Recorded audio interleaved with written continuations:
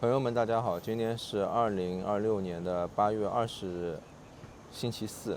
现在是下午的6点多啊，但天气依然是很热的。那么今天这个视频呢，想和大家聊一聊我最近的一些生活上一些感悟，想聊一聊这个我对美股风险的一些看法。最近呢，由于这个西班牙很热啊，我相信同在西班牙或者在这个欧洲的朋友应该也有这种感觉。像我们这两天都是35度、36度，半夜里面这个吹的风，就窗外吹过来的风都是热的。那么我住的这个房子呢，它也是没有装空调的，所以晚上就睡得不好。但是呢，我想想我也快走了嘛，所以我也不想再去提这个装空调的事情。但真的这个实在是太热了。那么热呢，我就晚上睡不好，睡不着呢，我就老想着一些事情比如说，就有网友会说，投资理财你做美股一年赚30%、20%，这是可能的。但是呢，你要持续的每年都赚这个，就不可能其实这个道理，我相信每一个参与这个投资的人都能懂这个道理我当然一直也在想这个问题。那么也不知道是不是巧合也不知道是不是由于这个天气太热，我在昨天晚上我就把所有的股票这个我大的账户的、小的账户的，我就全部都卖完了那我大的账户呢，我今年盈利了50%以上，所以我也就不想再动它了因为我突然感觉就是感觉不好，我就觉得天气那么热然后什么美债收益率又那么高，好像美债又达到了40万亿反正就一系列的这种让我就突然有一种很不好的感觉所以呢，我就大的账户呢，我今年就不动它了。那么小的账户呢，我现在也达到了那个21000美元左右我昨晚卖掉的，然后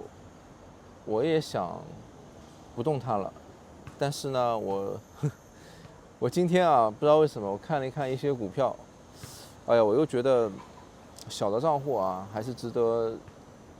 再买一些低风险的所以我又把小的账户呢又买了一些股票。那么我主要呢还是想聊一下关于风险这个事情其实我的这个小的账户呢，从去年11月2000美元开始那到我发上一个视频是最高达到18000美元，那么现在达到21000美元总的来讲，我今年对它的看法，我认为它还能达到一个更高的数字，对吧？那么也是我发这个小的账号的视频呢，大家就会说不会一直这么增长上去因为你要一直达到30%、30%、40%的收益是很难的。其实我没有发我大的账号如果我发大账号的话，我估计大家说的更难听这个我也能理解，那么我今天就重点讲一下吧，我怎么看分析这个风险的问题。首先呢，我认为其实要每年达到20%、30%这个增长，在我们个人的小的资金来看呢，都是不难的真的不难。就是我认为10年里面有8年可能你都能达到我只说美股这个市场那么当然了，这有一个前提前提就是美股，就是美国它从第一次世界大战开始，一直到现在，它一直是就是这个地球上最强的国家在经济实力上或者说军事实力上。那么，我认为美股还有它的经济啊，包括美元啊，所有的一切呢，都是源于它的国家实力。那么在未来，如果这个前提没有改变的话，我觉得就是你每年增长20%，增长30%呢，这个是没有问题的。那如果这一点被改变了，这个有可能会让这个市场变得不一样啊，所以我认为这是一个前提。但是这一点呢，我相信大部分的人是不会觉得它会有什么变化的，是吧？啊，它会有什么变化的？但是没有人能够说清楚啊，没有人能够说清楚，因为人对未来其实是不知道的啊。这个从曾经啊，像我现在所在的西班牙也是最强的国家，然后到了英国啊，再到美国，对吧？所以这些东西，我觉得，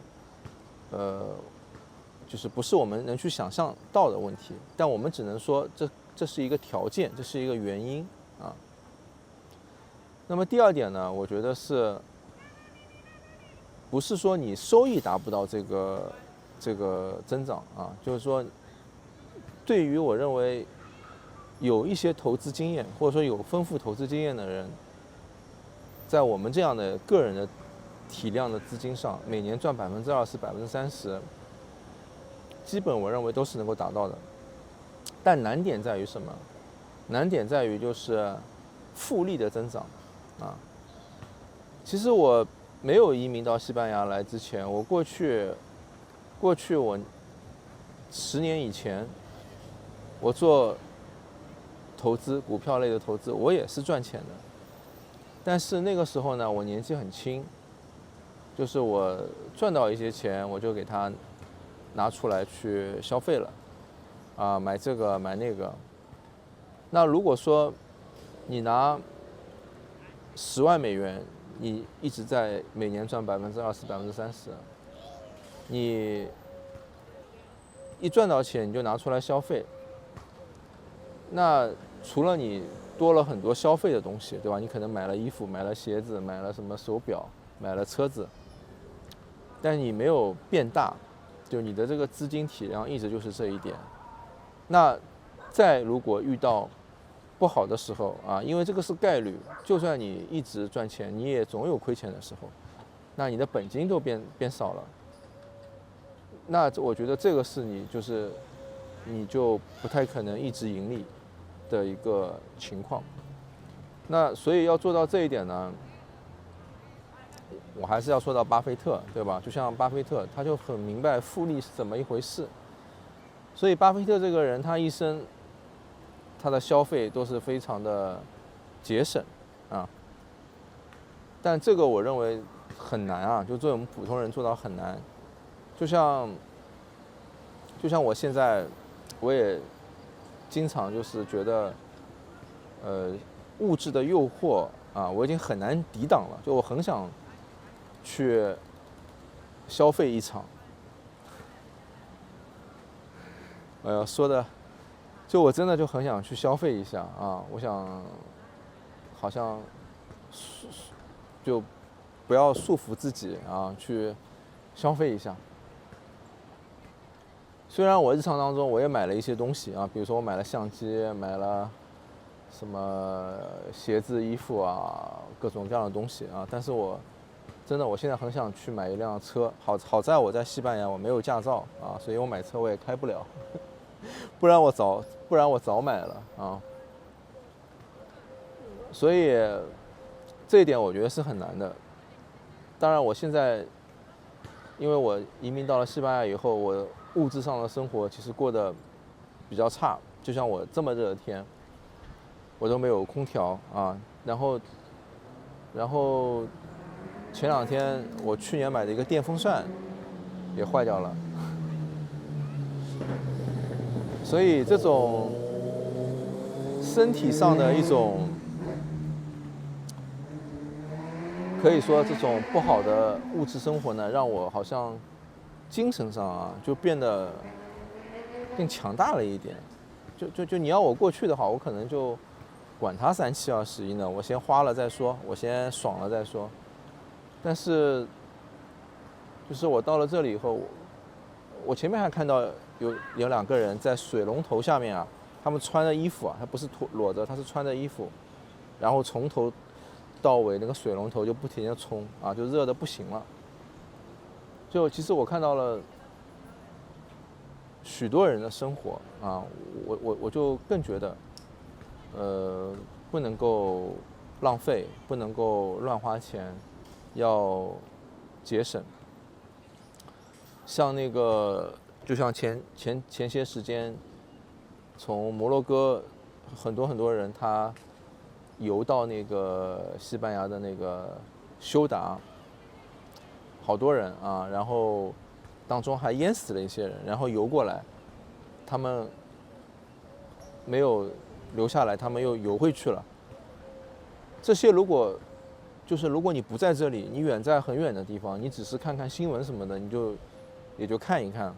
但是你在这里的话，你就非常有这种身临其境的感觉，你就觉得哇，这个世界上其实真的还是有很多人过得不是那么好